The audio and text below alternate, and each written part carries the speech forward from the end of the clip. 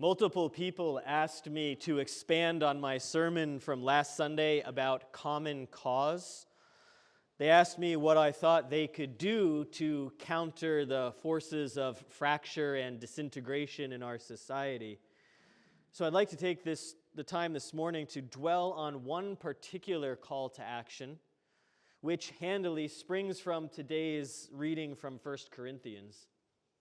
This call to action is so simple that anyone can do it, but it does take time and attention to grow into a dedicated spiritual practice. The call is simply this: with God's help, expand and deepen your connections with other people. Expand and deepen your connections with other people. We do this practice of connection in three ways. The first way is the most expansive, yet the most impersonal. We take time to imagine all the hands that touched something that we now have in front of us. Think of a banana you're cutting up in your morning cereal. Before you bought that banana, someone at Aldi opened the box from which you selected the bunch. Someone else sealed the box. Someone else packed the box with bananas. Someone cut the larger mass of bananas into smaller bunches.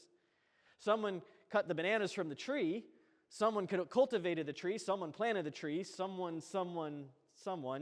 We can go back as far as we want. That banana in your Cheerios connects you to innumerable other people all over the world. And don't get me started about the Cheerios or the milk you poured on top of them. As you ask God to bless your breakfast, thank God for those innumerable people to whom you are connected. This practice of thanksgiving helps us grasp the barest corner of an enormous truth, that we are all connected.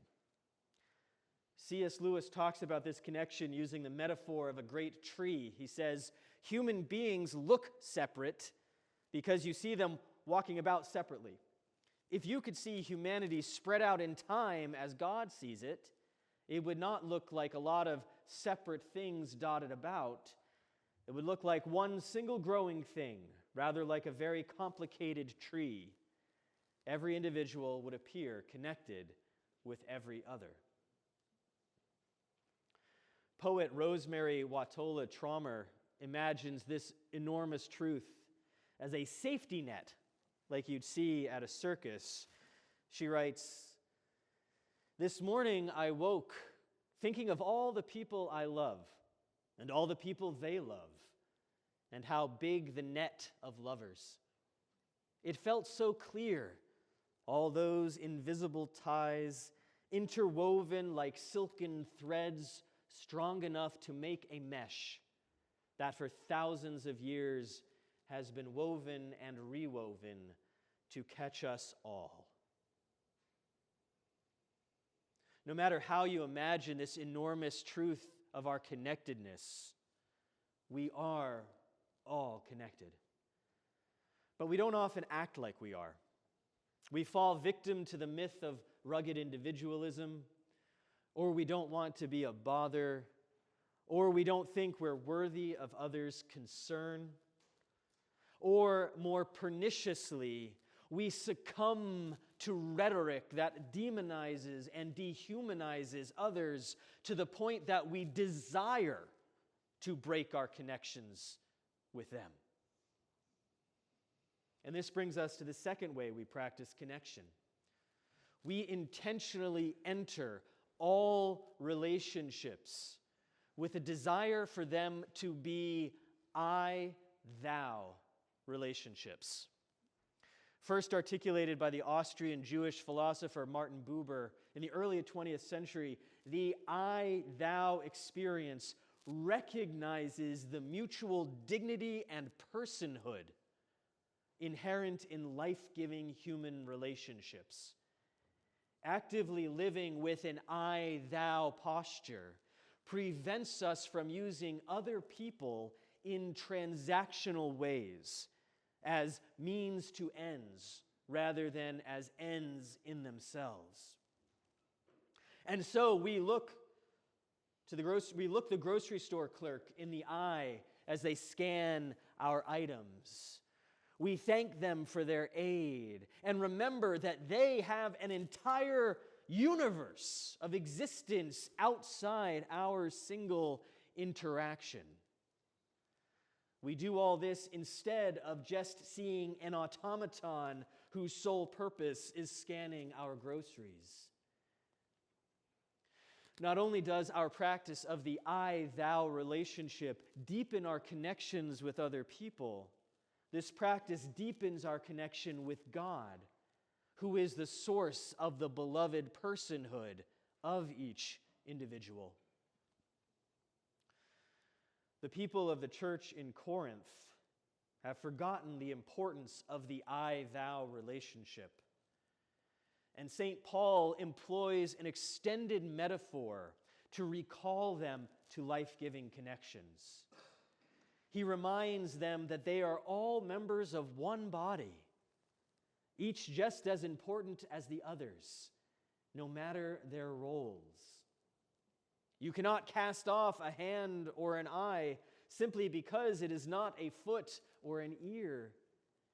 There is no hierarchy of importance, no identity that matters more than another.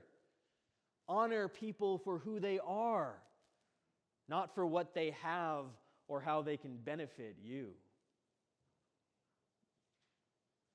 Practicing the I-thou relationship can happen even in fleeting encounters, but the practice deepens when we nurture our close connections, making them even closer.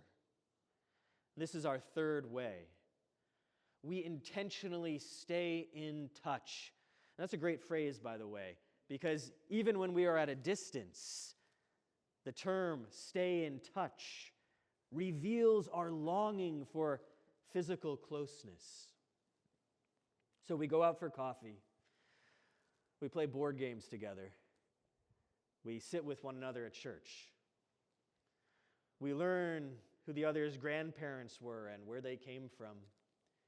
We learn their hopes and fears. We learn the longing of the other's heart and share the longing in ours.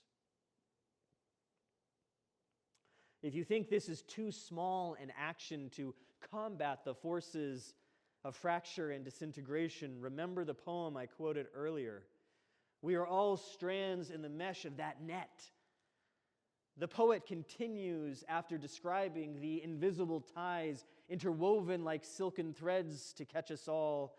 She says, sometimes we go on as if we forget about it, believing only in the fall. But the net is just as real. Every day, with every small kindness, with every generous act, we strengthen it. Notice even now how the whole world seems to be falling. Notice even now how as the whole world seems to be falling, the net is there for us as we walk the day's tightrope. Notice how every tie matters. Every intentional act of connection makes the net stronger. You might call this net the love of God made manifest in human interrelationships. Indeed, when St. Paul is done with his extended metaphor, he launches directly into his famous poem about love that bears all things, believes all things, hopes all things, endures all things, love that never ends. This connecting love of God is true religion. The very word religion means to connect again. And that's why we're here. To connect again and again with God and with one another so that we remember we are not alone. And so we gain the strength to expand our connections outward, to embrace those who do feel alone in their vulnerability, due to the forces of dehumanization. I'll talk more about this during the annual meeting after the service, but I'll lay out an invitation in brief now. Nurturing a relational culture in this beloved community of faith is more important than ever before. So I invite you to find someone in this church you don't know or would like to know better. Make a definite plan to get together for an hour in the next 2 weeks. When you do, don't just talk about the weather or the Super Bowl. Talk about real things. Talk about your grandparents. Talk about what breaks your heart. Talk about what keeps you up at night. About who inspires you. About how God is present in your life.